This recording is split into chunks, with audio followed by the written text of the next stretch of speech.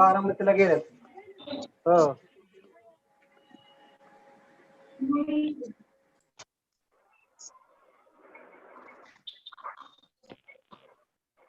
Kavish, we couldn't hear you properly. I think there was some network.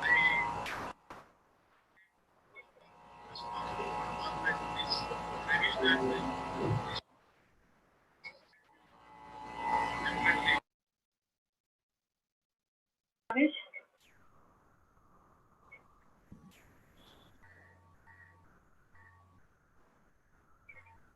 Hello madam start कर दो आगे.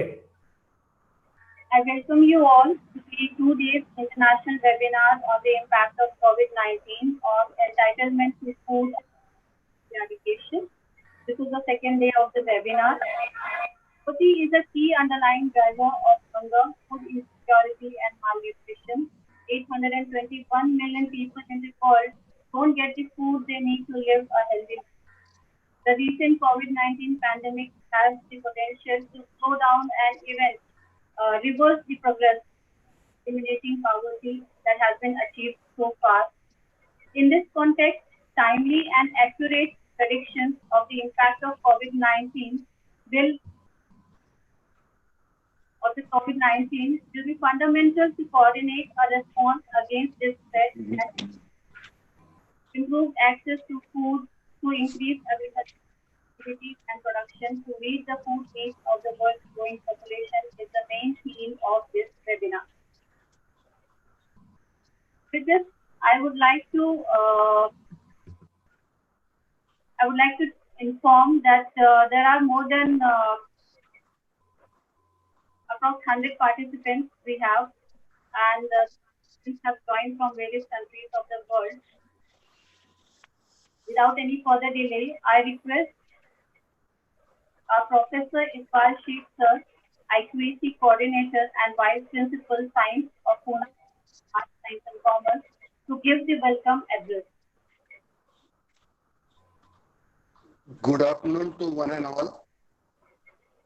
At the very outset, I take this opportunity to welcome the dignitaries of the 2 days international webinar on impact of COVID-19 on entitlement of food and poverty eradication.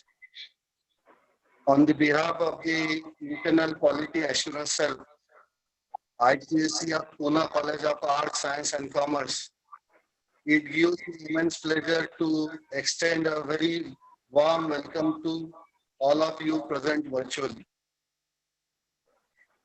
We would like to bring the scholars from all over the world who are doing research in these areas on a common platform to share and discuss their research work and findings so that we are mutually benefited. Friends, around 10% of the world population is living in extreme poverty and struggling to fulfill the basic needs like health, education, access to water and sanitation, to name a few. While global poverty rates has been cut by more than half since 2000, 1 in 10 people in developing regions still lives on less than $1.90 a day, the internationally agreed poverty line, and millions of others live on slightly more than this daily amount. Significant progress has been made in many countries within Eastern and Southeastern Asia, but up to 42% of the population in sub-Saharan African countries to live below the poverty line. I appreciate the hard work of all the faculty members of the economics department for working day and night for success of this webinar. I wish you all very much success in achieving your desired aims through the attendance at this webinar. Thank you all. Thank you very much. Over to you, Anna. Thank you, Iqbal sir. It was very encouraging for us.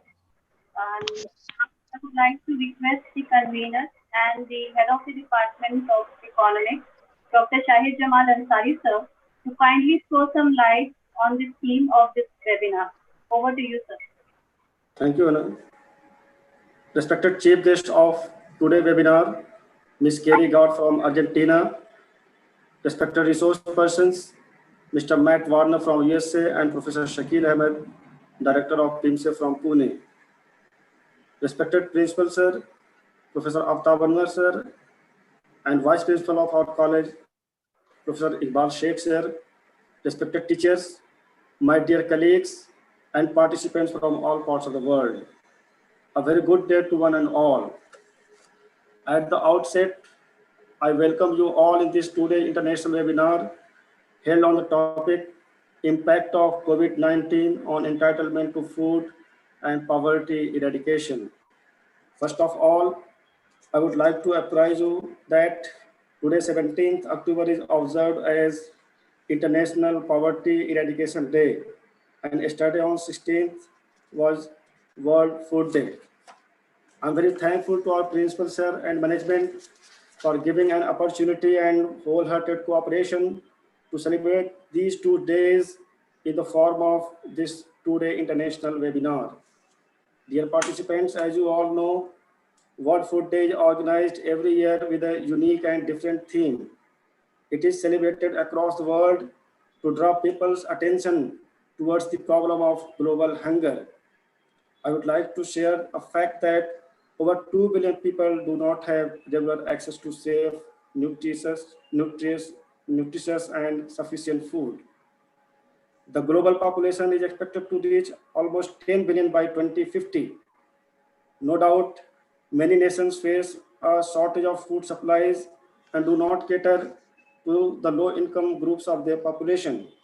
But the main reason of this shortage of food is mainly due to gaps found in the food production and distribution system. This is well explained by the Nobel laureate Amartya Sen's entitlement approach. In Sen's terminology, enhancement of entitlement is the solution from starvation rather than only increase in production. He states that since starvation is a function of entitlements and not of food availability as such, he established that starvation depends not merely on food supply, but also in its distribution. As per the rights approach, ending hunger and securing every person access to food is fundamental rights rather than appeals to charity. This leads to a belief that governments have the primary duty to ensure that people have the material resources, freedoms, and protection required to be able to live a human life with dignity. These rights have moral binding, but some are also legally enforceable in courts of law. United Nations have also supported this by Universal Declaration of Human Rights 1948, which affirmed that the recognition of inherent dignity and of the equal and inalienable rights of all members of human family is the foundation of freedom, justice, and peace in the world. Dear participants, now we come to the second part of this webinar, that is poverty eradication. That day is observed today. First of all, I would like to define poverty as an economic condition by the lack of both money and basic necessities of life, such as food and water, clothing and shelter, education and basic health facilities. As per World Bank data, as our Vice Principal has quoted, today less than 10% of the world population lives in extreme poverty, living on less than $1.90 a day.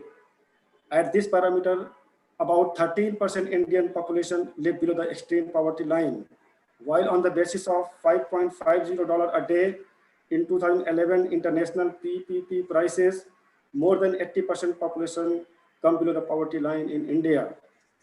United Nations Agenda 21 to future, we want accord highest priority to poverty eradication within its development agenda.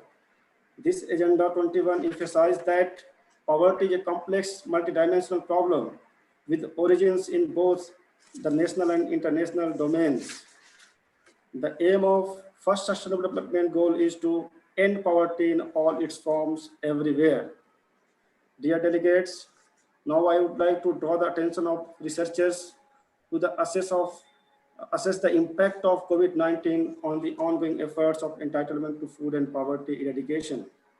Before COVID-19, the number of people classified as poor was approximately 2.1 billion. Of this number, 667 million were found to be living in extreme poverty.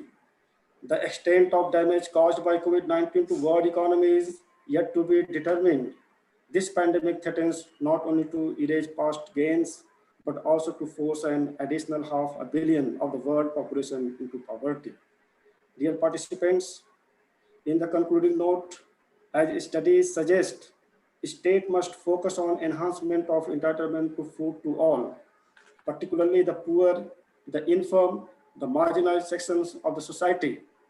Major part of the poor's income is spent on food, and they are left with bare minimum to fulfill their other basic needs. Public distribution system in India is a good example in this direction that enhanced people's entitlement to food and other basic needs. National Food Security Act of India ensures grains entitlement to 75% of the rural population, with a minimum of 46% households as priority. Poverty and malnourishment due to inaccessibility to food are some of the worst issues that the world is facing from a long time. Finally, respected delegates and participants, we hope this webinar will be successful with your cooperation. Deliberations from resource person will prove assets for the researchers. It will guide the policymakers and government to enhance entitlement to food and poverty eradication. Academicians will exchange their views, which will be beneficial for our budding researchers. As we all know that this is a universal topic for research, as last year Professor Abhijit Banerjee got Nobel Prize in the field. Our motto to taking this effort to organize this webinar is to ensure sustained sufficient supply of food to all. That will be a milestone in eradicating absolute poverty. With this, I once again welcome to one and all. Thank you. Thank you, Shahid sir. Very detailed description of the themes and subjects of our webinar.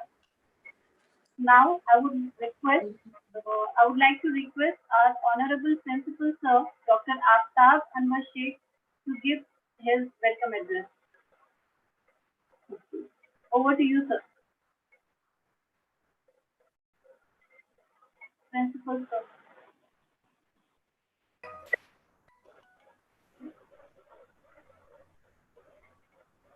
Yes. Thank you very much. Good afternoon to one and all. At the very outset, I take this opportunity to welcome all the dignitaries present here. Ms. Carrie Gard, founder and CEO, Ubuntu League Foundation and International Interculture Coordinator. Honorable Matt Warner, President of Atlas Network, Washington, D.C., United States of America. Dr. Shakil Ahmed, Professor and Director of Pune Institute of Management Science and Entrepreneurship, the Head of the Department, Dr. Shahid Jamal Ansari, all the faculty members of Economics Department, the coordinator of this webinar. Today, International Day of Eradication of Poverty 2020. We all are here to know about it. United Nations Secretary General Antonio Guterres believe that women are the worst sufferers, as they are the ones who are most likely to lose their jobs due to the COVID-19 pandemic. Every year on October 17th, the world observes International Day for the Eradication of Poverty to raise awareness about the people who are struggling amid poverty. Without achieving a poverty-free world, it is hard to imagine the development of humankind. The theme of this year is acting together to achieve social and environmental justice for all. According to United Nations, the growing recognition of the multidimensionality of poverty means that these two issues, social and environmental justice, are inseparably intertwined, and that social justice cannot be fully realized without aggressively rectifying environmental injustices at the same time. The United Nations General Assembly, through its resolution adopted on December 22, 1992, declared October 17 as the International Day for the Eradication of Poverty. This year marks the 27th anniversary of the declaration by UNGA. Friends, I would like to show you the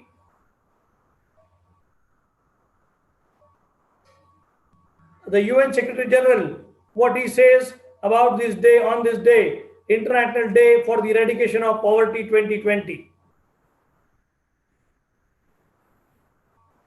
Imran sir. Yes, sir. Video. Okay, sir. Just a minute, sir. ये है ना मलाला का है ना UN Secretary General. Okay, sir. ये है ना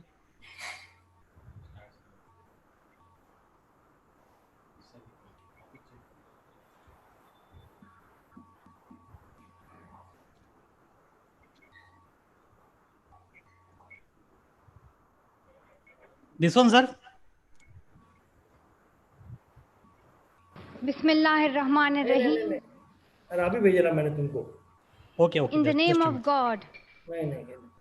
the most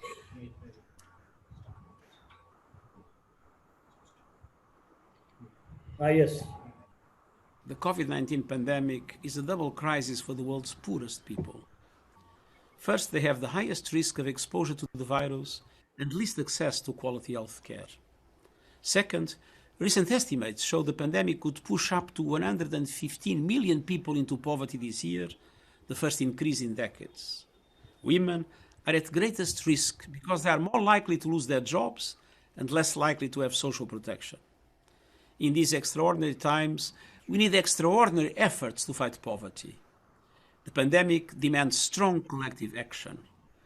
Governments must accelerate economic transformation by investing in a green, sustainable recovery. We need a new generation of social protection programs that also cover people working in the public. Sir, sound आ रही ना sir? Sound is okay, sir? Together in common cause is the only way we will emerge safely from this pandemic.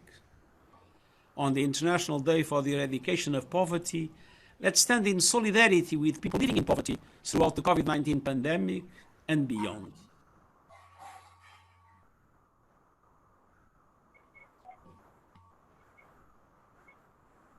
Yes, thank you very much, sir. I am very much thankful to all the participants.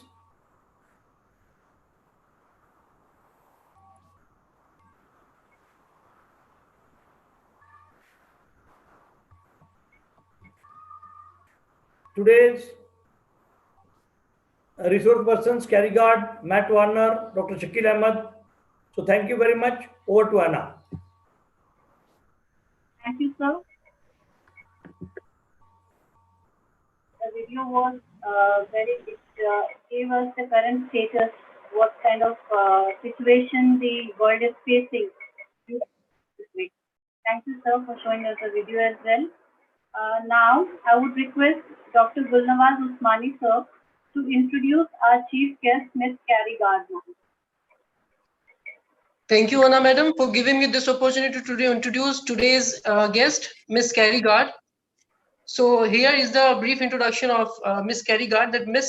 Carrie Gard is an environmental researcher and the founder and CEO of Ubuntu League Foundation, a worldwide league of activists regarding education, and awareness of environmental crisis, working together for green goals. Madam is also a certified member and global leader for Climate Reality Project based in United States, whose founder, Mr. Al Gore, former Vice President of United States. Madam is also the International Intercultural Coordinator of Lima, that is Environmental Lawyers Global League based in Mexico, and National Director of International Relations for Mission National Social Development Ministry in the Republic of Argentina. Madam was a professor of criminal justice in the University of Belgrano, Republic of Argentina, makes environmental workshops worldwide oriented to environmental research, justice, and policy changes. She is the host for a live YouTube TV stream for Latin America branch of Vision, a cultural and environmental show which gives voice to all. Awarded and recognized by United Nations with the Green Mentors Prize for Climate Week, New York 2017. Worshipper and actual student of Master in Divinity, actual youth leader in Elevation Church, United States, and future Christian pastor. Thank you very much. Madam, I welcome you to this 2 days international webinar. Thank you very much for accepting our invitation and joining us. Thank you. Over to Anna, madam. Thank you so much for this opportunity. I want to thank you so much, India, and the Pune College of Arts, Science, and Commerce, especially Mr. Professor Aftab. He is so kind. Everybody here is so kind. So thank you so much. I want to mention everybody, Mr. Vidyasagar, Dr. Anna Martin, Rifat, Ms. Rifat. Thank you so much, Mr. Usmani, for presenting me, introducing to everybody. So thank you so much for having me here.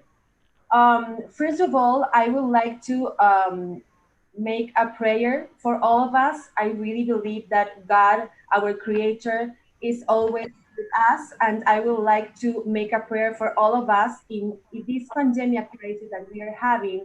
I think that without God, we don't have anything. So with your permission and everybody here, I will just pray for all of us.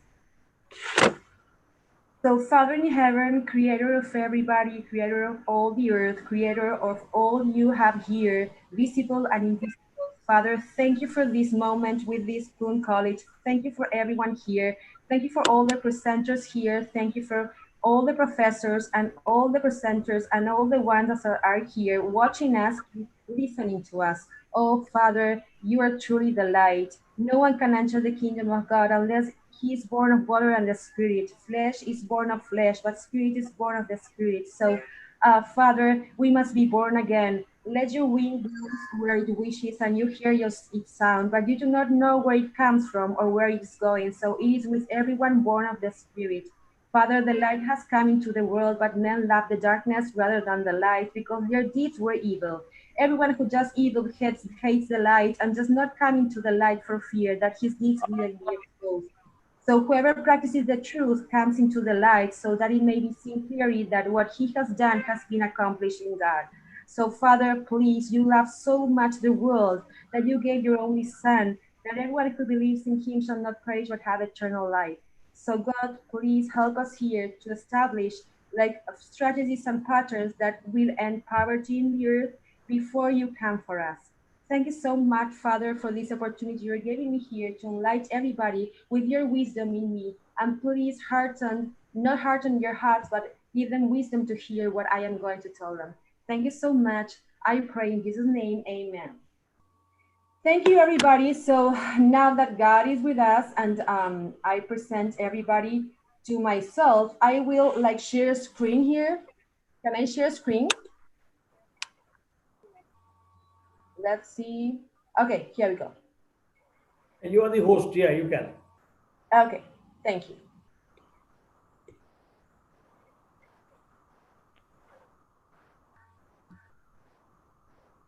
Okay, can everybody watch my screen? Yeah, we can. Okay. Let's see if I can do it like slides. There you go. Okay. So, I don't know why it's that red spot there. You may Hey, Imran sir.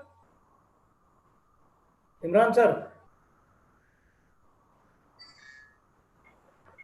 Okay, I will start, don't worry. Yeah. Okay, it says the COVID-19 and the global pandemic, okay, its effects, and why circular economy is gonna be benefit for all of us, okay?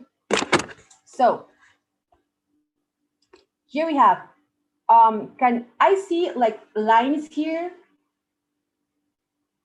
yes, You see lines? Just give me a minute. Annotation, you have to close the annotation. So annotation बंद करना पड़ेगा. Should I stop sharing? Yeah. Oh, okay. क्या हो रहा है इसको?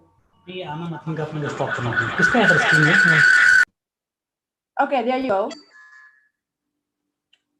Should I share again? Madam, just give us 5 minutes. Share time. Yeah, you can go ahead. Okay, there you go. So here we have, like, while there is no way to tell exactly what the economic damage from the global COVID-19 novel coronavirus pandemic will be, there is widespread agreement between all nations among economies that it will have severe negative impacts on the global economy. Early estimates predicated that should be the virus become a global pandemic, so everywhere. You can see here the statistics on the topic, impact on Asia, on major industries, on Europe, United States, and there's the budget about the dollars that are forecasted, okay?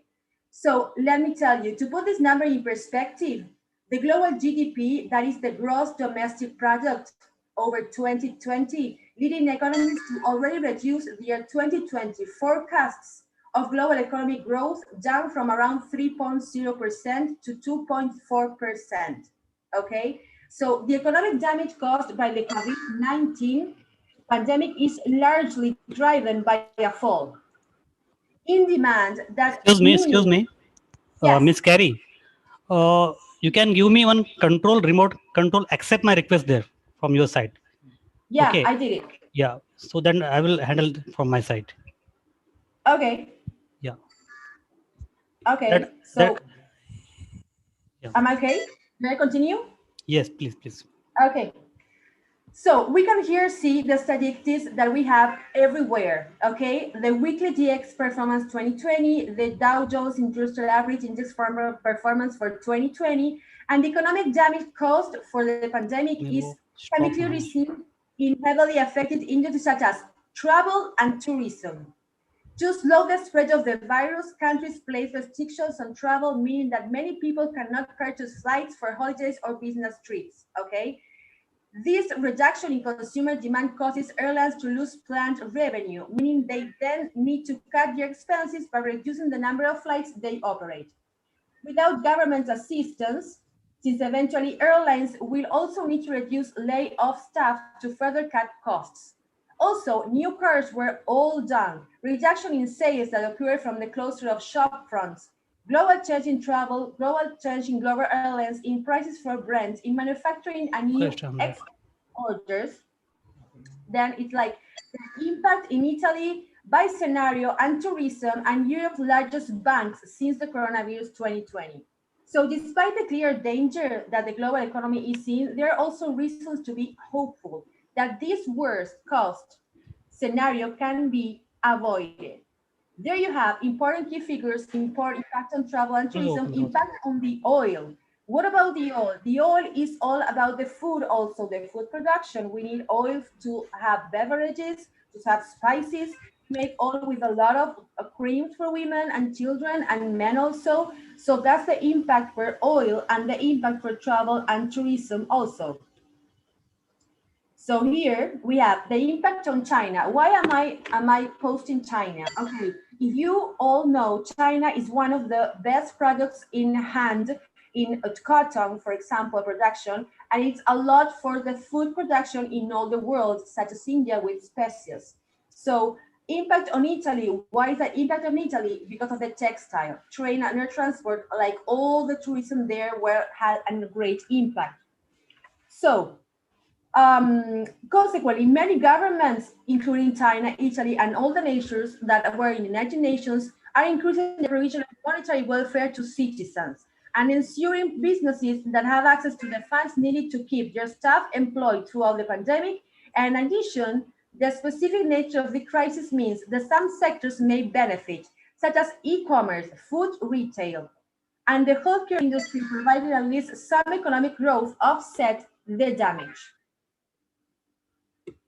Okay, you can see here, I'm sorry, okay, there, the COVID-19 could push 500 million people into poverty. Additional people in poverty due to a 20% income drop caused by a COVID-19 recession.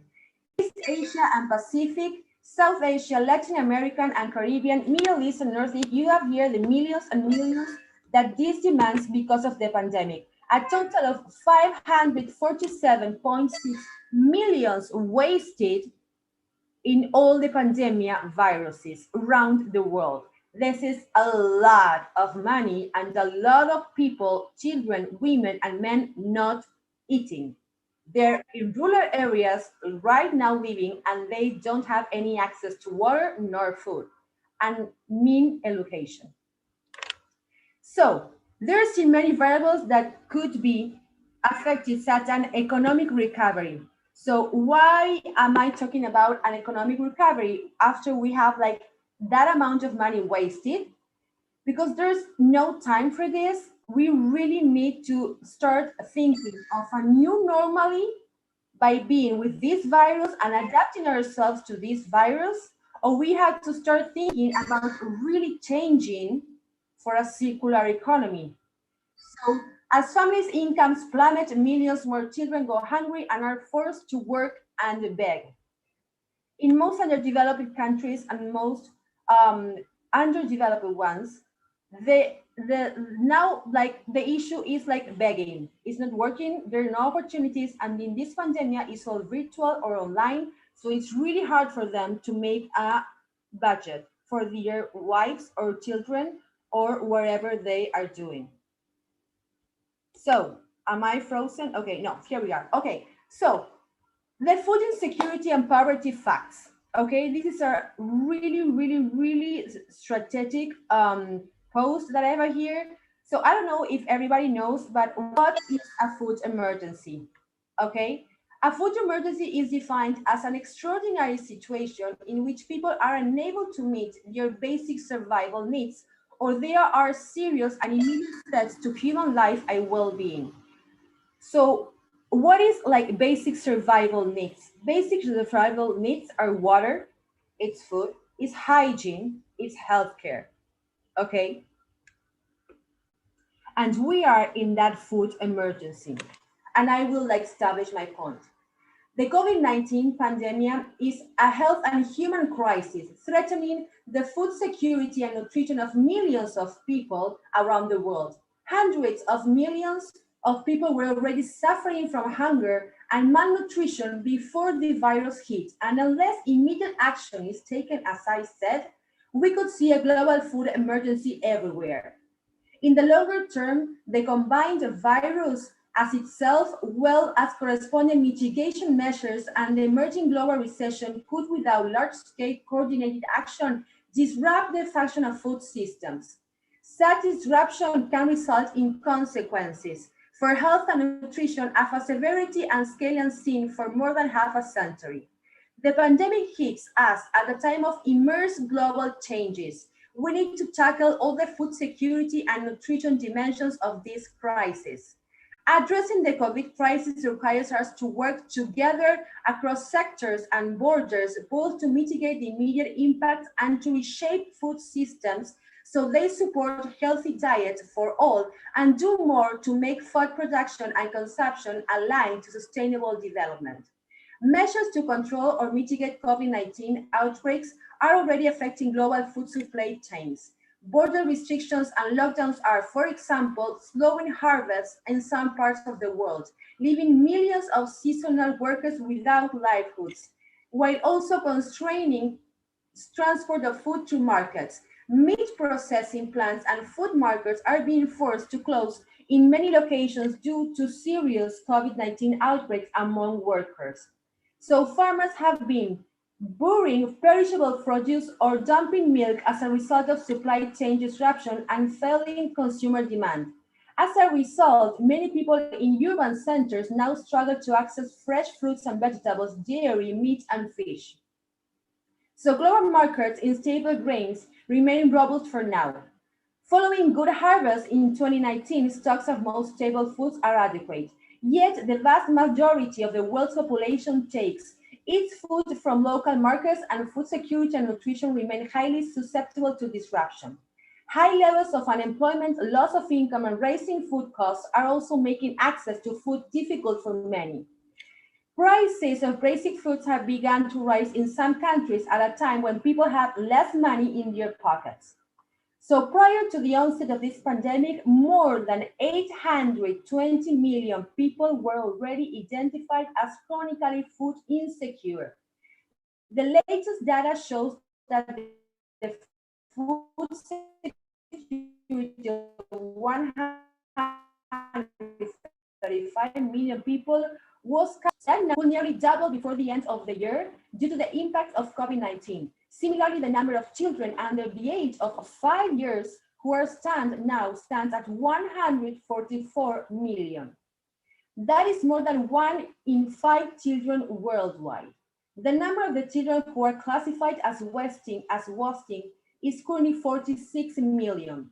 These numbers could grow rapidly. As of late May, 368 million school children were missing out on daily school meals on which they depend.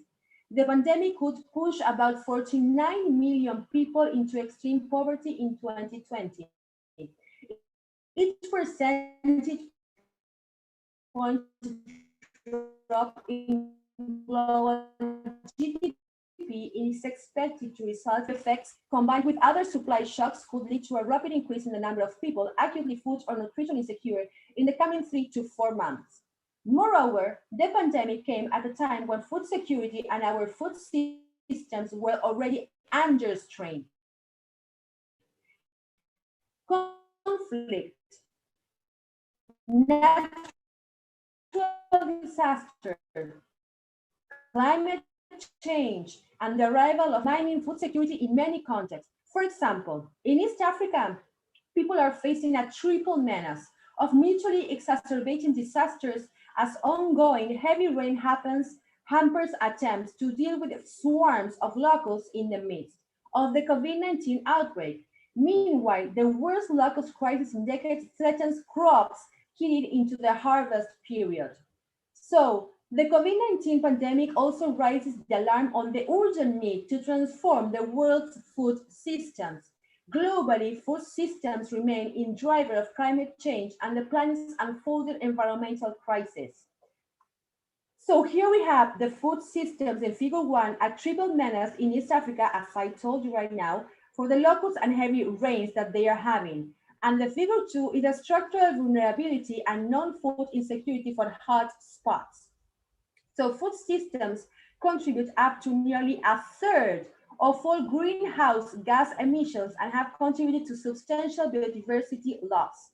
There is an urgent need to rethink rapidly how we produce, we process, we market, we consume our food and dispose of waste.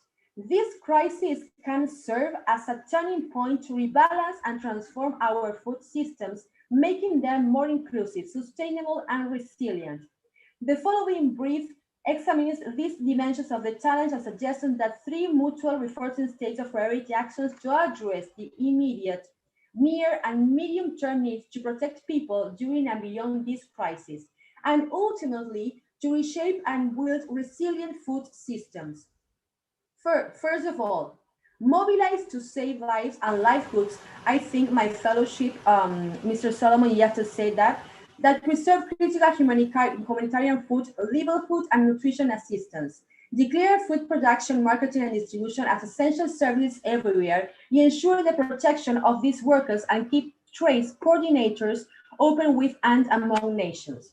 So here you have the food system that I was talking about primary production, food processing, food services, distribution services, transportation services, machinery, inputs, and R&D, that we need to transform them in a new economy. That's called the circular economy. So secondly, strengthen social protection systems, such as food nutrition. A system needs to be at the heart of social protection programs to protect food access for the most vulnerable by increasing their purchasing power, and where necessary by directly providing food through government or community-based programs. Strengthen the health system response for nutritional care, and protect most vulnerable population groups, as well as women who play key roles in the household and essential services delivery, and support children who no longer have access to school meals. Tailored nutrition, sensitive social protection programs may be aligned. Here you have in figure 4, the global monitoring of school meals during COVID-19 schools closure everywhere in the world. 368 million children missing out on meals at school globally. 48% are girls. And 194 countries with school closures. Nowadays, parents are the ones that are educating their children and helping their children at schools if they are doing it. So the number of affected school children has to vary and change. We have to adapt to the new normal from nowadays till the future. So third, invest in a sustainable future. What I was talking about, transforming systems so they work better with nature and for the climate. Accelerated investment should be a pillar of the COVID-19 response, aiming for immediate impact to sustain and improve livelihoods, while also preparing for a more inclusive, environmentally sustainable, and resilient food system. Investment both during and after the COVID-19 crisis can accelerate movement toward food systems that are more resilient to future pandemics and that offer better protections for all. The goal should be a food system that is in balance with the needs of the global population and the limits of our planet. Investments in COVID-19 response and recovery needs to be leveraged to deliver and that longer-term goal of a more inclusive and sustainable world, including laying the foundation for a more inclusive, green, and resilient recovery by ensuring COVID-19 dedicated resources are used in a build to transform approach and are evidence-based. Using the opportunity of the Secretary General hosted Food Systems Summit 2021 for Gutierrez and the preparatory process for inclusive dialogues and mobilizing multi-stakeholder action necessary to end in all the plans. So, those most vulnerable to a food and nutrition crisis, it's essential to recognize that those people most vulnerable to food and nutrition crisis in the context of COVID-19 are those who were already exposed to critical food. And dietary deprivations before the onset of the crisis of this pandemic worse than before. More than 820 million people were already classified as food insecure. 200 million people with M. It's enormous amount of people. Like long years ago, we were having this, and it's getting worse. So according to integrated food security phase classification that you're seeing here, the system that is issued worldwide to establish objective measures of risk of food and nutrition failure and to prioritize resources and action. This number included 135 million people who are at or above crisis and emergency status. The World Food Programme estimates that an additional 130 million people could fall into this category by the end of the year. Near real-time household food security monitoring and model-based estimates suggest that deteriorating employment conditions and other factors may have pushed as many as 45 million people into acute food insecurity since February 2020, the majority of whom, 33 million, reside in South and Southeast Asia, and most of the remainder in Sub-Saharan Africa.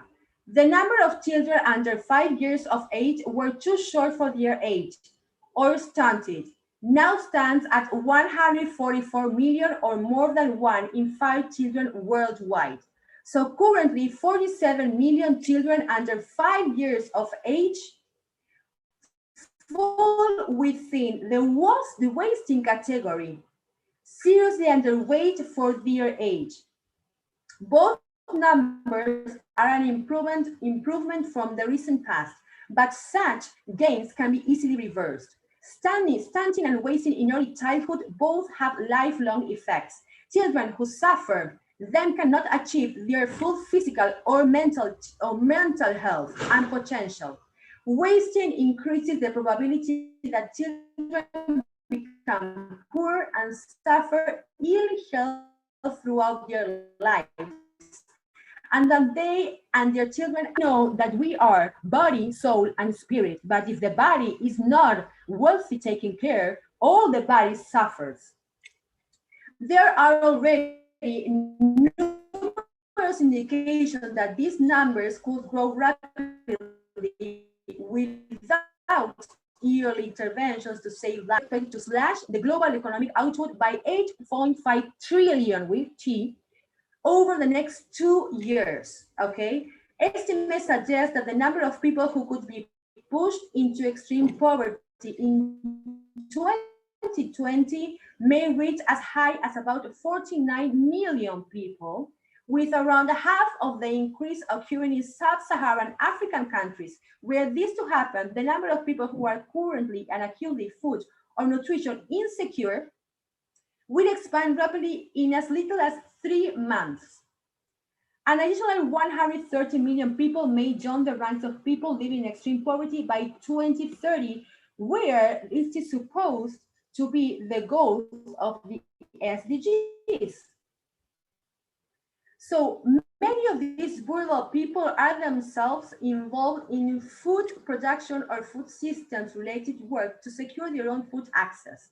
And they include more than 2 billion with B, small producers, farm laborers, rural workers, and their families, who represent a large proportion of the moderately and severely food insecure, may be disproportionately affected by economic shock. Women, on average, comprise 43% of the agricultural labor force in developing countries and account for an estimated 2/3 of the world's 600 million poor livestock keepers. Of those women in the least developed countries who report being economically active, 79% report agriculture as their primary source of livelihood, 48% of economically active women worldwide. So what do we have here? Emergency finances, can we see here, strengthen social protection systems for nutrition. What you are seeing here is the societal disruptions and economic shocks arising from COVID-19. Control and mitigation measures have been severe. Fortunately, in much of the world, governments and financial institutions have responded with unprecedented speed. Investments in social protection can give people's access to food, nutrition, and essential services, particularly for vulnerable groups in both urban and rural settings. With the right investments and policies, social protection, healthcare systems, and food systems can work together to provide blanket. A popular public expenditure is used to keep local and national agri-food markets functioning, strengthen health responses for nutritional care, and empower women and caretakers who make household decisions about food choice. Such actions protect food workers and close gaps in food distribution to reach the most vulnerable of social protection programs. strengthen the health system response for nutrition care, protect the most vulnerable population groups, starting with women who play key roles in the household and essential services delivery. It is also critical to develop plans to cope with a deteriorating nutrition situation that may be exacerbated by response measures to COVID-19 that disrupt food systems. For example, due to the pandemic, it may become difficult to diagnose and manage nutrition failures in large populations. Currently, out of approximately 47 million wasted children globally, only 10 million children receive support. Accelerating implementation of the Global Action Plan on Wasting will be vital to mitigate the impact of the pandemic. The plan includes measures to prevent and manage wasting through support to mothers and children, particularly in countries that already have a high prevalence of wasting. The first 1,000 days of a child's life from conception is a critical window to build a foundation for healthy growth and development. Social protection schemes need to put the needs of women out at the forefront. Women often work as primary caregivers at home and as frontline staff in healthcare programs that they need to also. Some target groups may be more difficult to reach given the restrictions of movement. They include refugees, children who used to benefit from school feeding programs and community nutrition programs, as well as large numbers of informal workers, such as agricultural workers, fishers, foresters, and casual laborers, many of whom are migrant workers.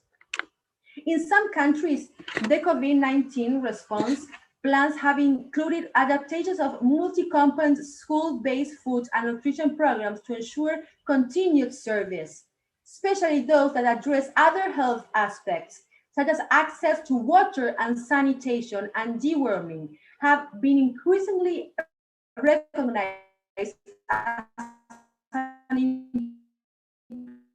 important programmatic area for sustainable, including in nutrition sensitive. So in the single social protection programs, given that physical distancing and mobility restrictions may be in place for many months, as we are having today, restrictions may be in place for governments, development partners, and microfinance institutions should research and search for ways to stimulate innovative and safe food delivery systems, especially those that create jobs. Innovative and safe food delivery systems for institutional buying through public food procurement can help provide nutritious food and overcome crisis-induced production and marketing bottlenecks. Expanding public procurement policies can also help make up for small-scale producers' low income when access to markets is limited and demand is low during this crisis. So what we can do, we have to invest in you, me, plus the idea, plus communion, plus start some good is like the impact that we need. We cannot have this impact if we are not starting with what we need to do. So we need to have, first of all, community with each other, ideas that gather together everybody and start some good in where we are to make an impact. This is the formula. There's no formula, only this one. You, and you, plus idea, plus being community and start some good to create an impact. Nobody can be alone in this action. We have to be together for this. So here we have, what about the SDGs? I know everybody knows here about the SDGs. So what about this? We know that we all have here common, and we know that it's common, of all to end the poverty and to end all that we have here for the climate change issues and all we have. So here we have the redefining value. In the center is reshaping a new shift of our mentality, our mindsets of economy, global economy, okay? We know that governments do not take the most wealthy decisions for the people, but for themselves, or they do not know how to do it. But we are the ones that have a voice, that have a vote, and have a choice. So we are the ones to have to be in communion with the community to redefine our value. So you are looking there to a circular economy, to cities and mobility, to climate and energy, to food and nature, and to people. You are seeing there the SDGs to redefine our value. So here, the food and agriculture. Okay, this is fundamental for our end of poverty and hunger. Because let me tell you something. Sometimes I hear people say that poverty starts in the mind. That poverty is like having a poverty in the mindset. And let me tell you something. When you do not eat, there's no mind. Your stomach aches. There's no mind there. You have hungry. You are hunger. So you have sadness, depression, and you have a lot of suicidal thoughts, women, men, and children. There's no age for that. There's no poverty mindset. You need to have all your basic needs covered. So food and agriculture, they're essential for a body to function. Food here says, we're going to be like in the first one, it says no poverty. You can see there, no poverty. Almost 80% of poor people live in the rural areas. We need programs established for the rural areas for these families to work in our plants, in our seeds, in our agriculture, food, urban, rural production. Let me tell you something. Before humans were in the earth, there were plants, there were vegetables and fruits, and animals have to live with that. So we humans can make also our own only urban and rural plant food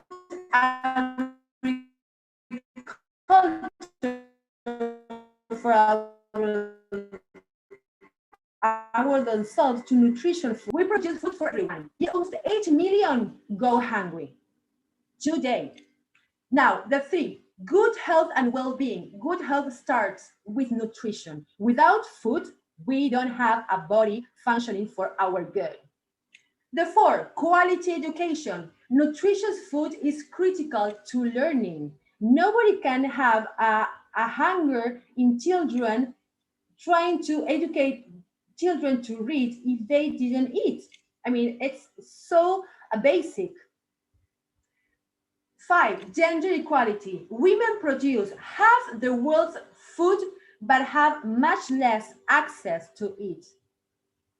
The 6, clean water and sanitation. Sustainable agriculture holds potential to address water scarcity.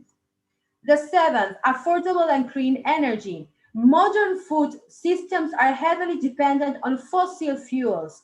And you know that fossil fuels are one of the main emissions that damage our earth.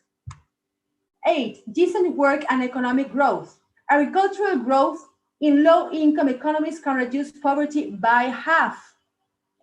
9, agriculture accounts for 1/4 of GDP in developing countries.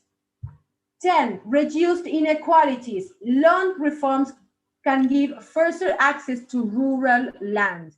Our land gives us a lot to produce food and healthy food for everyone.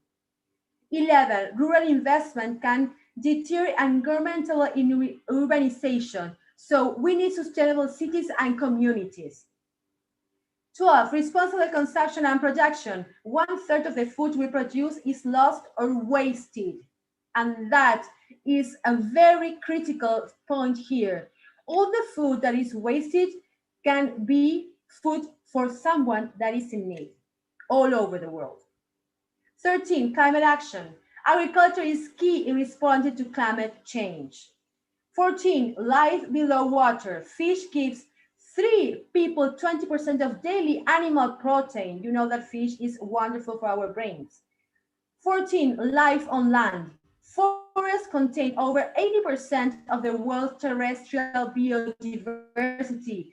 You know that without oxygen, we cannot breathe. And if we don't breathe, our heart, our beats stop and we die.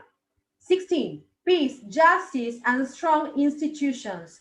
Ending hunger can contribute greatly to peace and stability. There is no peace when there is no justice. Justice is before the peace. 17, partnerships for the goals. Partnerships help raise the voice of the hungry. We are the voice of the ones that they cannot speak. Here we have all the 16 critical points for food and agriculture. So, a sustainable food system. A health sustainable food system focuses on local seasonal foods, health of the population, building communities, local economic development, supporting local producers, processors, distributors, and retailers. You know, have here the environmental health, food processing, distribution, and marketing brings social equity and human health for the food production. There's all a circle. It's a cycle. So here, what is sustainability? It's the planet environment for a better consumption for the social people who live in community to have an impact in with beloving each other and to profit in the economy, but not for profit economy, for corruption or government issues, but for the people. Sustainability is people having access to basic needs. That's all.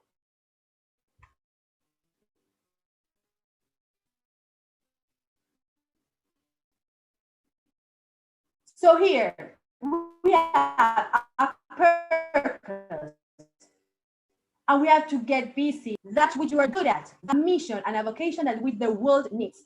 We have to focus ourselves in what the world, by the world mean people, humans, because the earth has its own cycle. We are not the one that serve the earth. The earth is there because God created it, and we need to serve our own needs here and protect the earth, right? Because of the earth, we have oxygen, we have sun, we have rain, we have a lot of things. So we are not the ones that are doing a good job by being guardians of the earth. So now we are shifting to a system where we have to regenerate natural systems, materials in use. The circular economy vision and approach give endless possibilities to create a new thriving economy. So it's why it's called the circular economy. It's a new way to design, make, and use things within planetary boundaries. Shifting the system involves everyone and everything, businesses, government, and individuals, our cities, our products, and our jobs. By designing out waste and pollution, keeping products and materials in use, and regenerating natural systems that we can reinvent everything, everywhere, everyone. Our circular economy is based on the principles of designing out waste and pollution, keeping products and materials in use, and regenerating natural systems. So design and out waste and pollution. Did you know that the waste and pollution are largely a result of the way we design things? Waste and pollution are not accidents, but the consequences of decisions made at the design stage, where around 80% of environmental impacts are determined. By changing our mindset to view waste as a design flaw and harnessing new materials and technologies, we can ensure that waste and pollution are not created in the first place. The second principle of circular economy, keep products and materials in use. What if we could build an economy that uses things rather than uses them up? What do I mean by this? We can't keep wasting resources.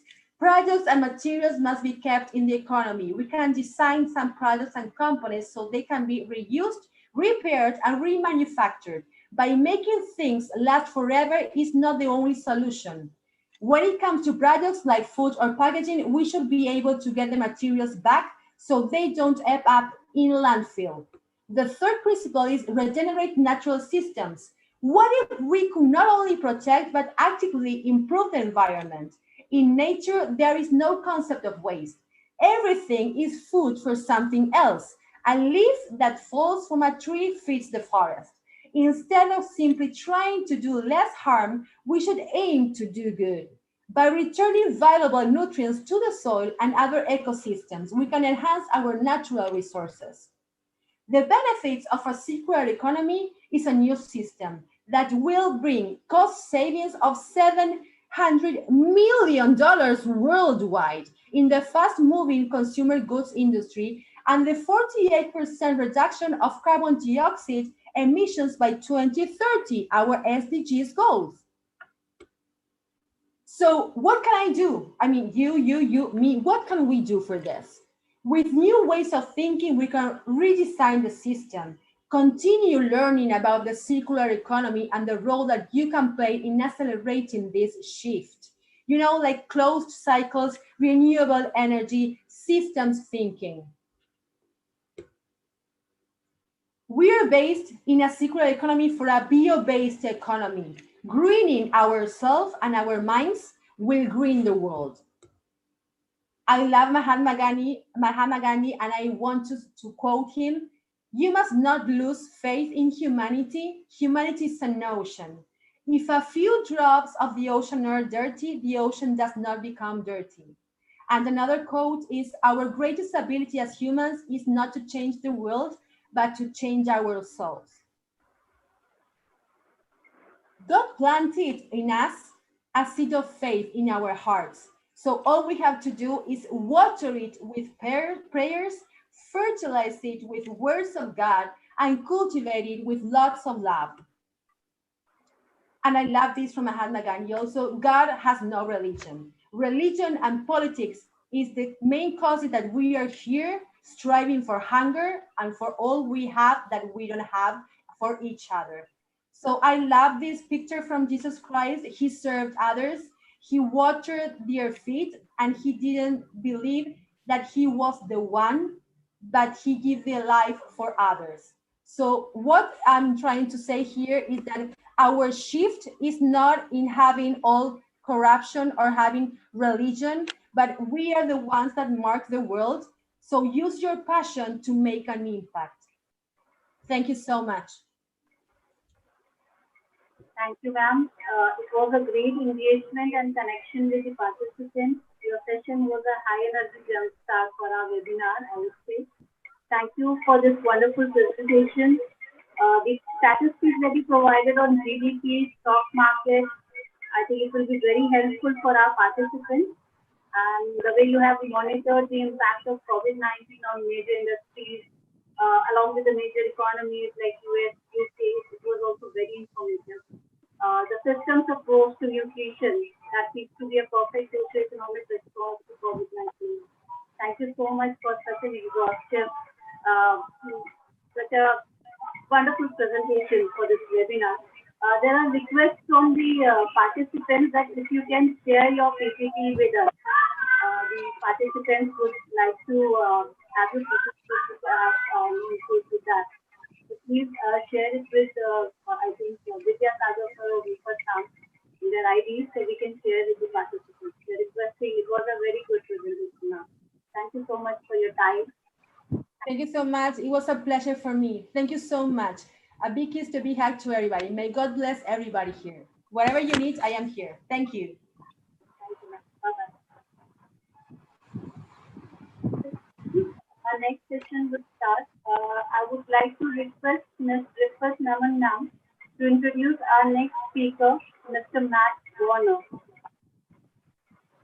Good evening, ladies and gentlemen. It is a great pleasure for me to introduce our speaker, Matt Warner. Matt Warner is the president of Atlas Network, a non-profit grant-making organization committed to supporting local NGO in more than 19 countries. Matt is the editor of Poverty and Freedom, case study on global economic development. Matt writes, speaks, and consults internationally on the topic of economics, institutional building, non-profit management, and impact philanthropy. His work has appeared in Foreign Policy, The Hill, Cato Journal, Forbes, Harvard Education, and Econ Talk. Matt has master's degree in economics from George Mason University, and it is certified by Georgetown University. He is also a 2019-20 Pan Campbell Fellow with the National Endowment for Democracy, a member of American Enterprises Institute Leadership Network, and a recipient of America's Future Foundation 2019 Barclay Award.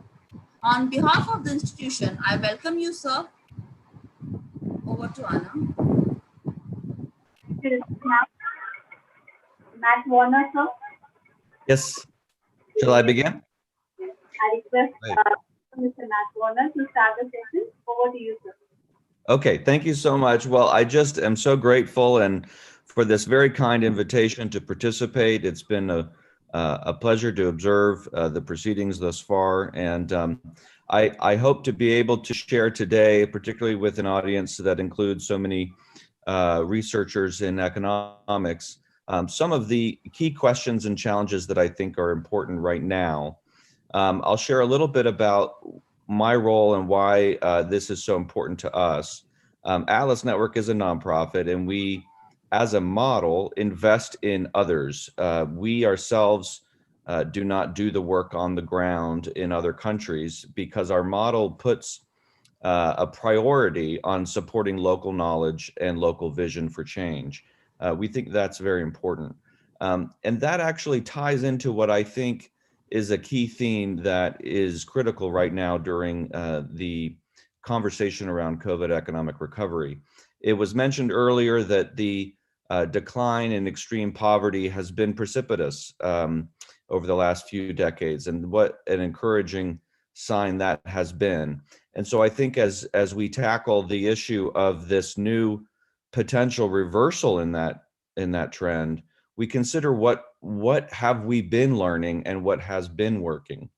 And from our point of view, in terms of our grant priorities for who to support and what kind of projects to support, we have been very much influenced by the work on institutions and the critical role that institutions play. But of course, one of the books out this year that I found very helpful, that might be of interest to some of you, is Ivan Krastev and Stephen Holmes's The Light That Failed.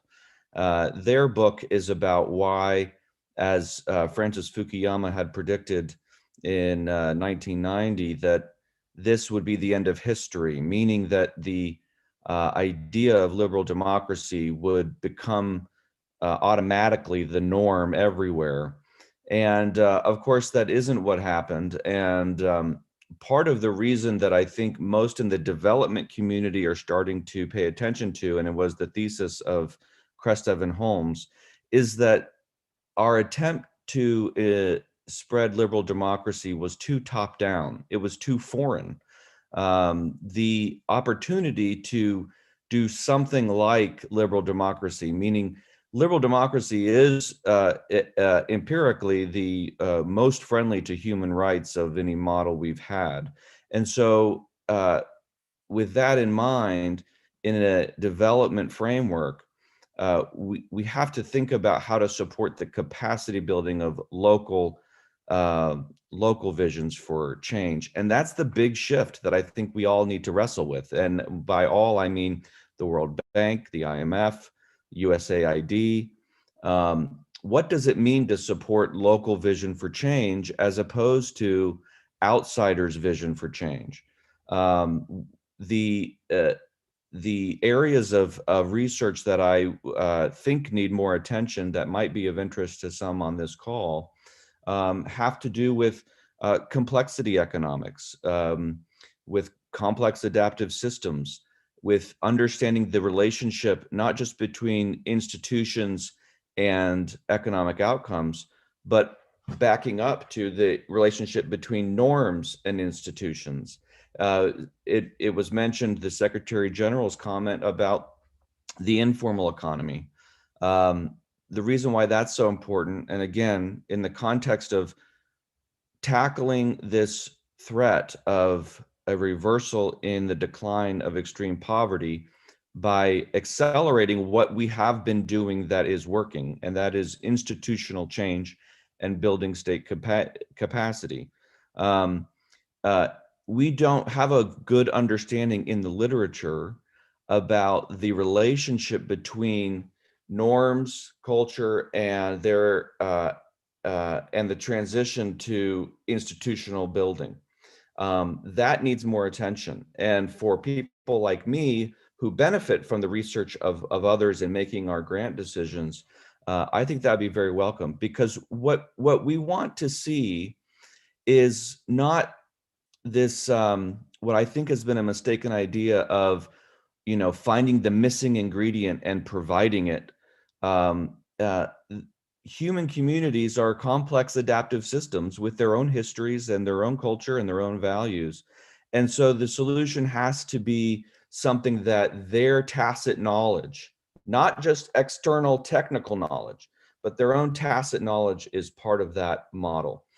We also talked about Amartya Sen, and I think what is so helpful about his work, especially about this idea of entitlement and his use of that word, he made it very clear in his book Development is Freedom that economic development and poverty reduction is not just about increasing production. It's about this idea of removing unfreedoms, which is his term for understanding what entitlement is. It's not about some external provision of services. He said we need to think of people in poverty as agents, not patients. What that means is the ideas, the decisions, the autonomy of the individual is a critical piece in the mosaic that becomes an enduring economy.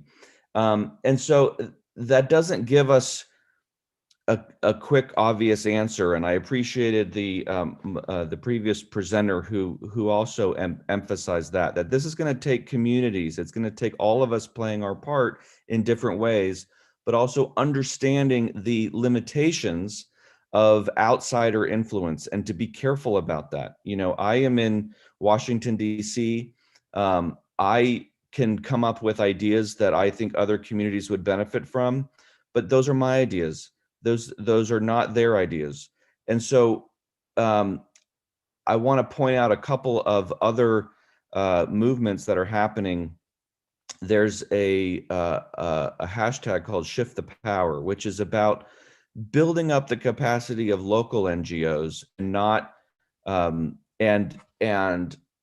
narrowing the role of NGOs in wealthy countries. So, and we're seeing that in the context of COVID, this is happening kind of automatically. I mean, Oxfam has narrowed what they're doing.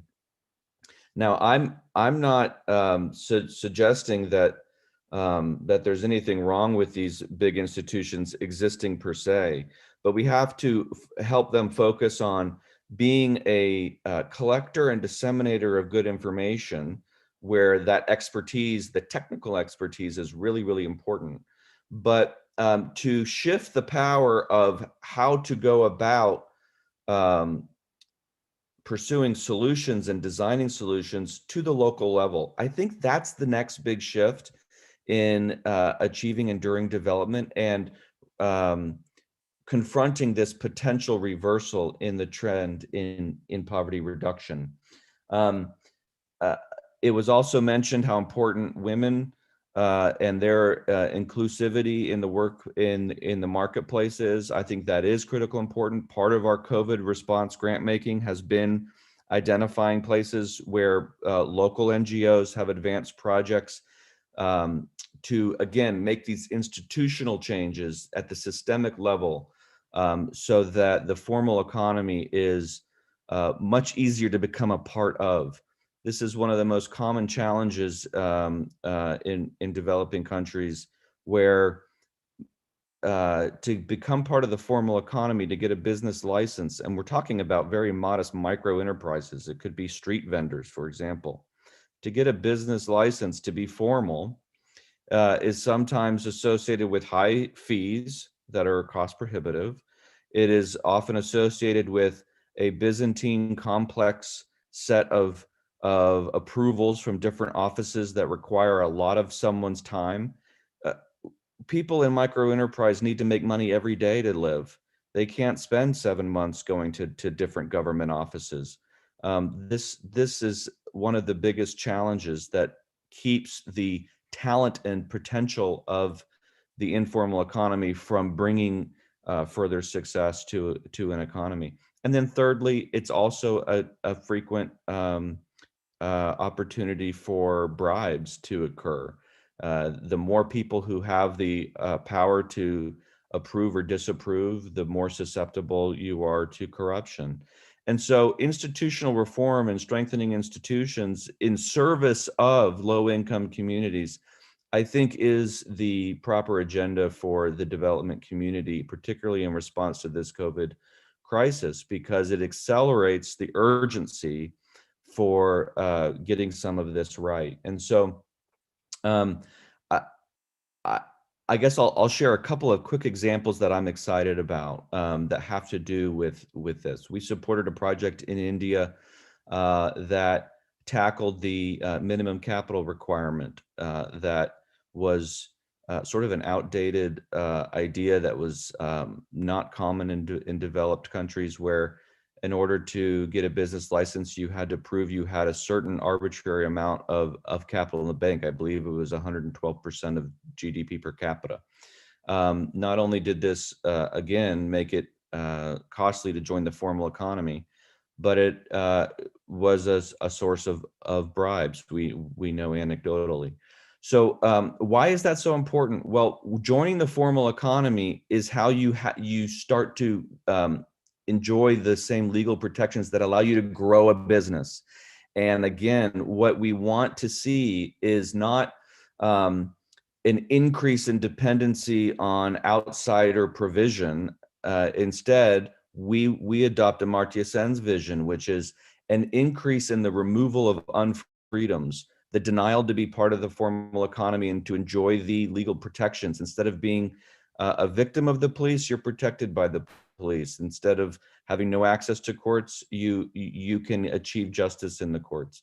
So it isn't a simple solution in terms of a missing ingredient. It is a broad project of supporting the right leadership is local leadership. The right vision is local vision, because that is how solutions get discovered. And so I think that's very important. And so if you visit Dignity Unbound, you can see from different parts of the world some of these institutional reform projects. Again, we have a diversity of projects because we don't create a set of priorities internally. We just welcome different ideas and try to respond to them. But from a research agenda point of view, I think more understanding of the relationship between norms and formal institutions, and strengthening formal institutions in service of low-income communities so that they enjoy those freedoms. As Amartya Sen said, increased income is an instrumental part of development. It is not the ultimate goal. You need income in order to achieve true development, which he described as freedom, having the freedom to make choices, to pursue your dreams and your values. Look, right now with the circumstances we're in, we're going to need short-term and long-term planning. And short-term planning is about crisis intervention. Our focus is more on long-term enduring development, but anyone who is in desperate need of food now needs food now. I mean, that's critically important. But in terms of the development research agenda, I think we also need to stay focused on how to better understand the complex adaptive system side of economic development. And I was pleased to see Duflo and Banerjee receive the Nobel Prize, but I think we also need to recognize that there are limits to the scalability and applicability of randomized control trials, because studying communities means there is idiosyncrasy. And so what works in one place needs to be adapted in another. It's not going to be something that you transplant. And again, if you want to read more about how that has worked, I recommend the Krestev and Holmes new book out this year.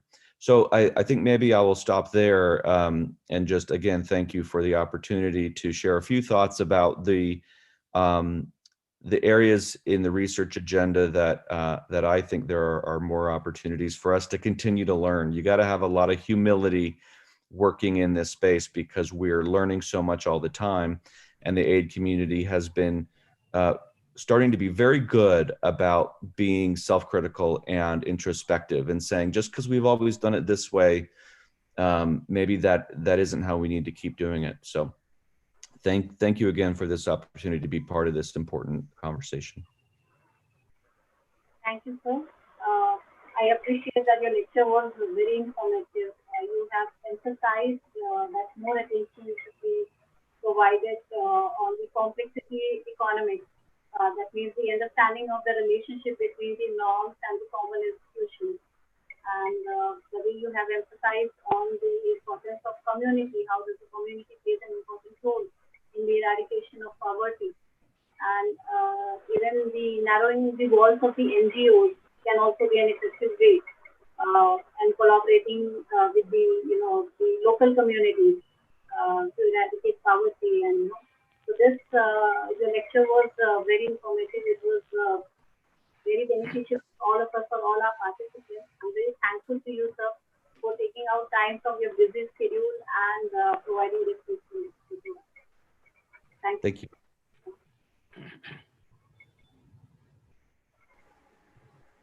With this section, we come to our last session, which I would like to request Dr. Vidyasagar Singaram to introduce our next speaker, Dr. Shakil Ahmed. Thank you, Anna Madam. Am I audible to you, Anna Madam? Yes, yes.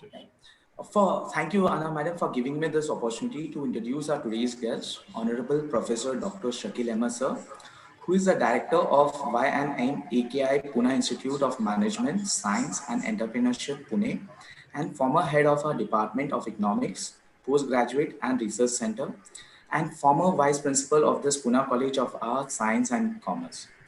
He obtained his MPhil on size and growth of firms and his PhD degree on automobile industries from University of Pune, and piece of his research work was at Gokhale Institute of Politics and Economics, Deemed University, Pune. He has a vast teaching and research experience of 39 years. He has a number of research publications in international and national journals of repute. He has guided 50 students for MPhil degrees and 9 students for PhD degrees in economics, and has undertaken a number of micro research projects. He has written a number of textbooks in economics for BA, BBA, BCom, and MA students. He has several awards and honors to his credit. In the year 2019, he was awarded Best Academician from Indo-Global Chambers of Commerce, Industries, and Agriculture.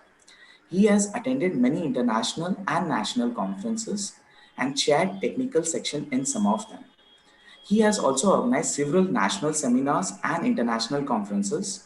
Currently, he is a member on additional board of online journal Researchers World, which is an international journal for arts, science, and commerce students. Thank you, respected Professor Dr. Shakil Ahmed, sir, for accepting our invitation and joining us. Thank you, sir. Over to you, Dr. Thank you. Thank you, sir. At this outset, I'm audible? Yes, yes. At this outset, I'm thankful to Dr. Aftab Anwar Sheikh, Principal of Pune College, Dr. Shahid Ansari, Head Department of Economics, Pune College, and Dr. Vidyasagar for inviting me to speak on the topic as a resource person.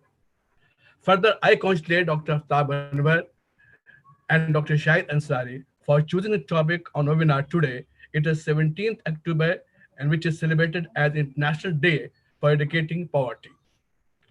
Poverty is a state or a condition in which a person or community is deprived of attaining or getting minimum living standard.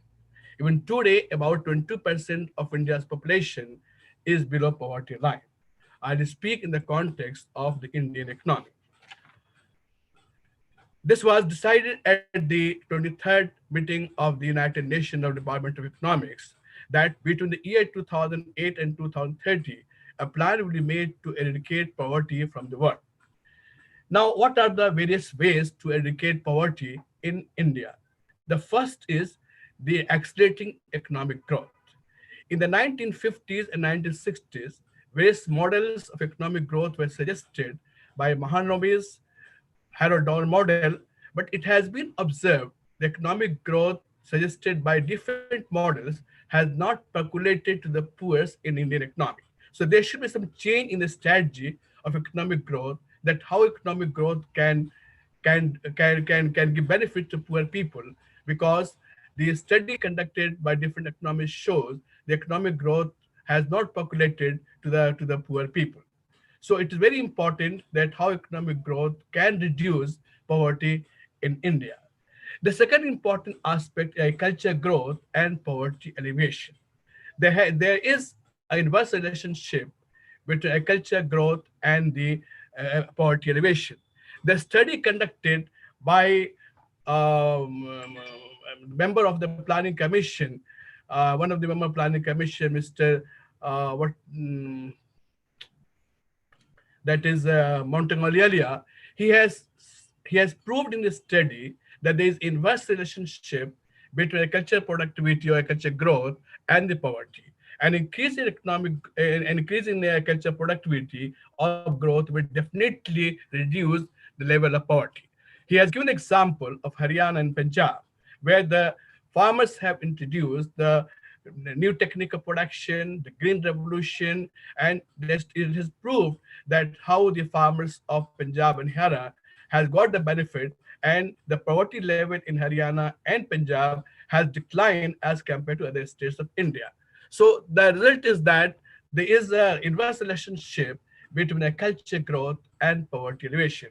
If you improve the agriculture growth, naturally the poverty level will decline in India, and the study has proved in the case of the Punjab and Haryana. Now, the third aspect which can play immense role, important role in reducing poverty, the speed development of infrastructure. Now, if you spend more money on infrastructure, that will grow, that road, ports, electricity, industries, hospitals, school, colleges, naturally this will reduce the level of poverty in the country. Because the government of India since 1951 has been spending a lot of money on the both infrastructure, social infrastructure and economic infrastructure.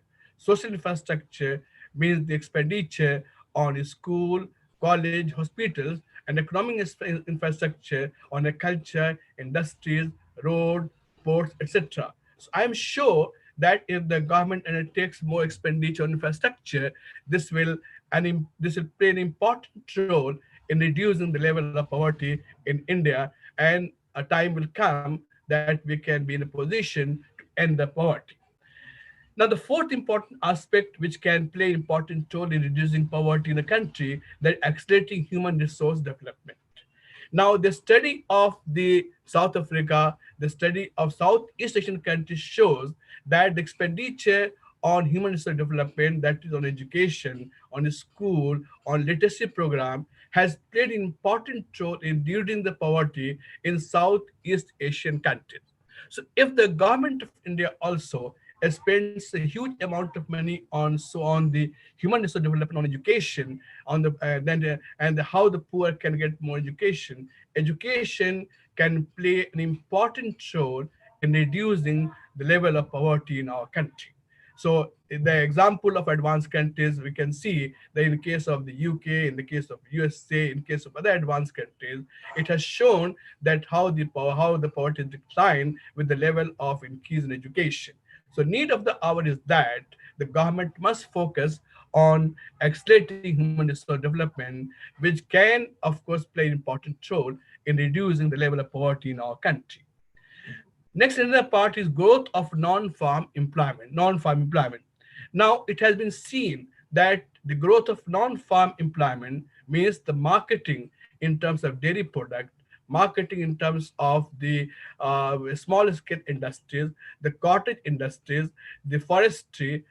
So if we develop marketing in the case of the non-farm sector, it will definitely increase level of employment opportunities, and it can reduce level of poverty in our country. So the focus should be given, as it has been seen, the example of Kerala, for example, Hyderabad. The government of Kerala and Hyderabad has played an important role in increasing more employment in non-farm sector, non-farm sector, that is in the marketing of forestry, dairy products, then say about say handloom sector, small scale industries. So if all the states of India follow the example of Kerala and Hyderabad, I'm sure that other states can also show development in the non-farm sector, which can reduce the poverty to a greater extent. Another important is the access to assets. Due to massive growth of population, there has been subdivision and fragmentation of holding in our country. After independence of India, the land reforms were introduced after abolishing the zamindari system. But now what we feel that due to growth of population, there has been further subdivision fragmentation of holding, and the very few percentage of large farmers, they're holding huge land, huge holding, and the medium farmers, the marginal farmers, small farmers, who are large in quantity, maybe about 77%, these farmers have got a small size of land. So if we distribute such a type of system, in like the example, it was introduced in West Bengal. If you redistribute system of land reforms and tenancy reforms, where the poor farmers who are landless farmers who work on the land of the landlords as a tenant, if we redistribute system of land reform in such a manner that the small and minor farmers can be made as the owner of the land, and this can be an important role in reducing the level of poverty, because because the poor farmers must be given the access in the assets. Next, now we can find about the creation about the evidence of credit. We have a number of cooperative banks in our country, and there's the State Bank of India, which are giving loans to poor farmers at the low rate of interest.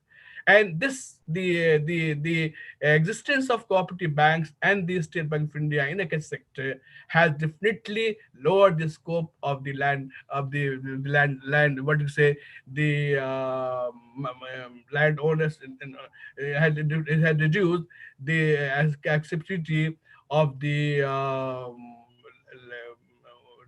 people who are charging high rate of interest.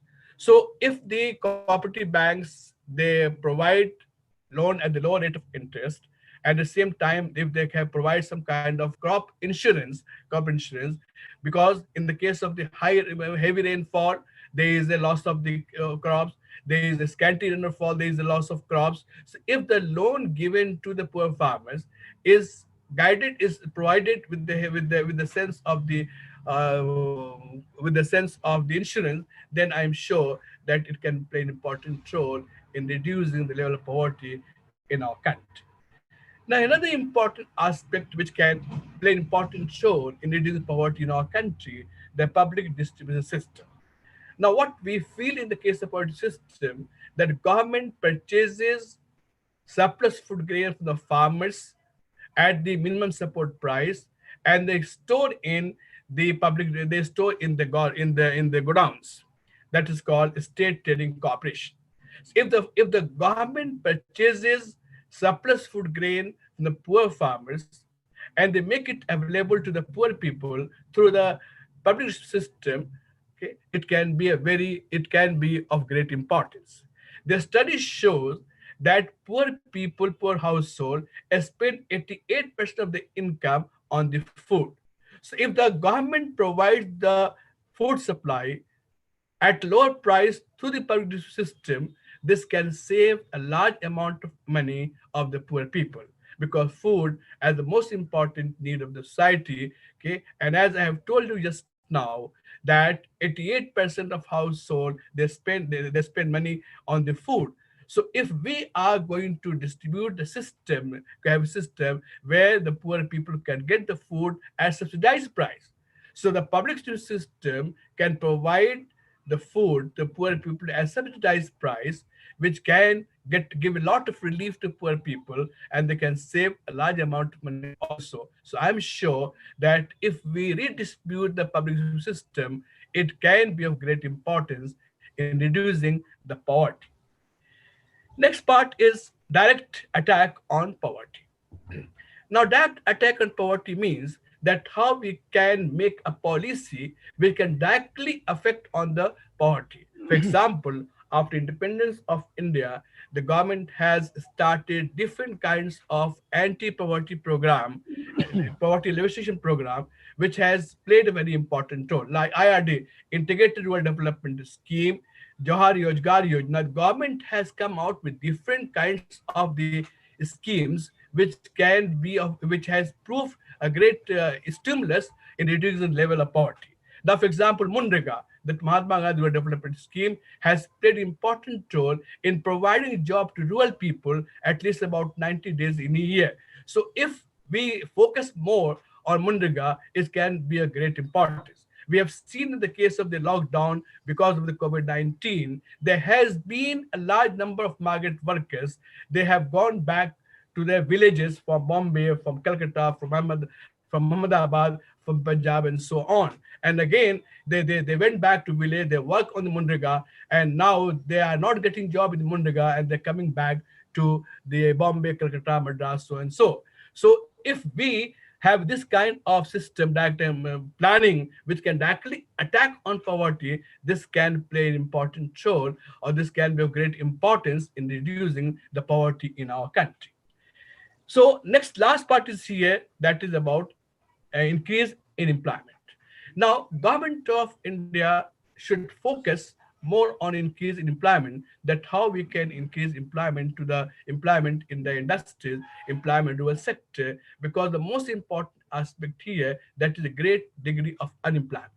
Now we have large scale of unemployment because of the lockdown, and this has badly affected or badly impacted on the poverty. So if the government is going to focus in creating those agencies which can create more employment, I'm sure if these 8-9 measures are taken by the government of India, it can play an important role in reducing the level of poverty.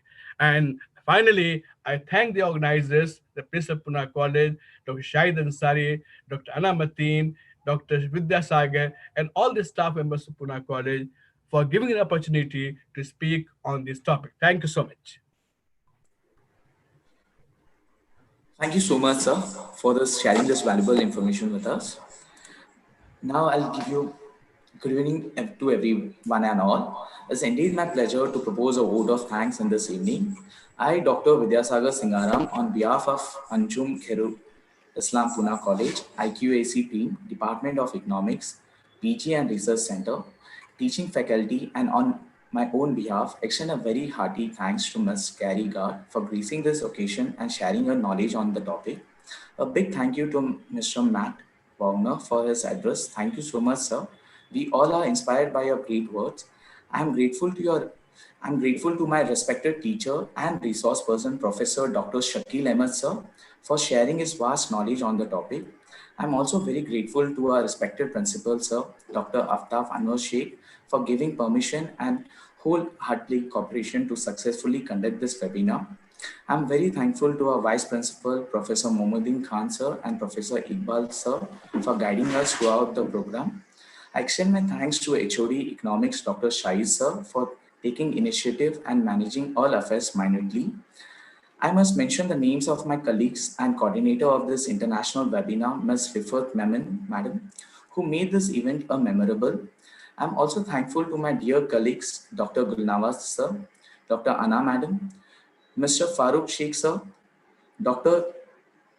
Imran, sir, for giving the helping hand to conduct this event and extending technical support for the entire webinar. A big thank you to you all. Last but very important, I am thankful to all participants for their valuable time and inputs. Thank you one and all.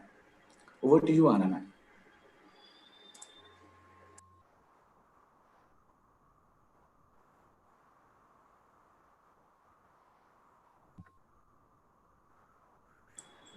Over to you, Anna, madam, and you can continue.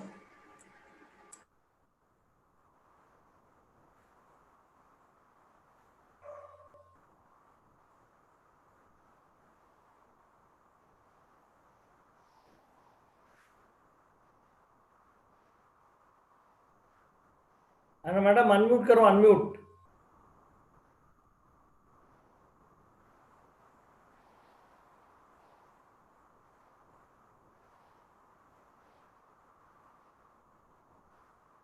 ठीक है Shahid sir. Thank you, sir. I was not able to connect as well. There was some connection error over here. Thank you, everyone. There are a few important announcements. Firstly, the feedback link has been shared in the chat. It will be active for next 15 minutes. So I request all the participants to fill up the feedback form, and they'll receive their certificate of participation by 20th of October. And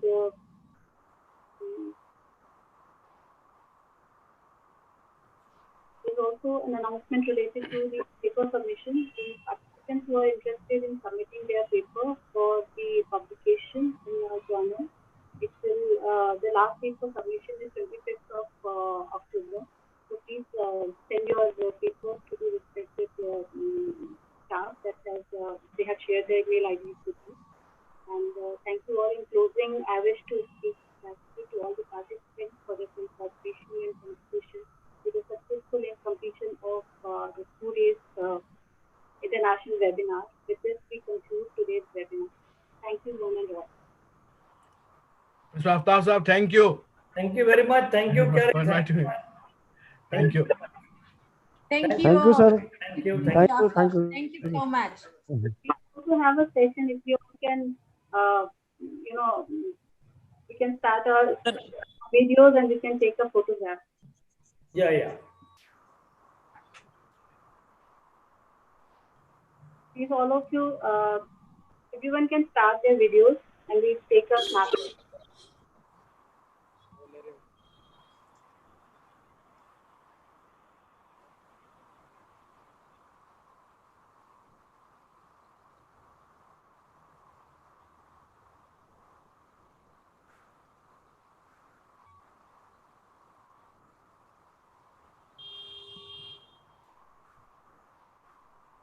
Thank you, all of you. Thank you so much. Thank you.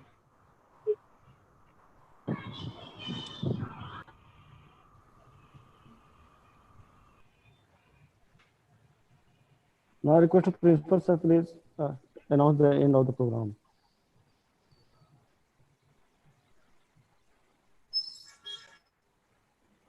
Sir.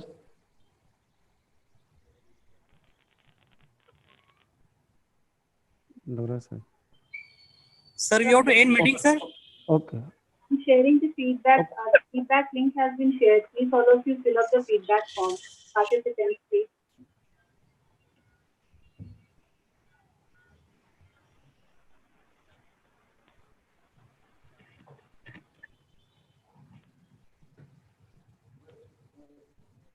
So we'll keep this link active for 15 minutes. Kindly fill up the feedback form.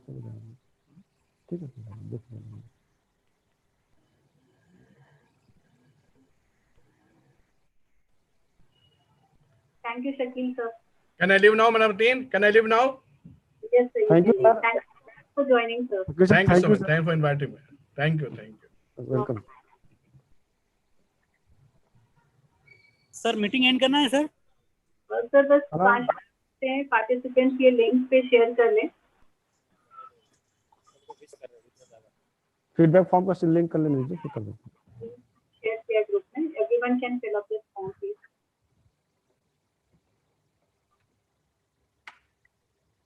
Those who couldn't fill up the form, please contact our coordinators, Dr. Vidya Sagar sir and Ms. Deepak ma'am. Okay, Imran sir, we can end the meeting now. Thank you, Imran sir. Thank you, Farooq sir.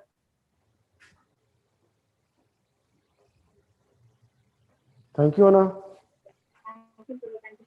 for conducting such a nice way.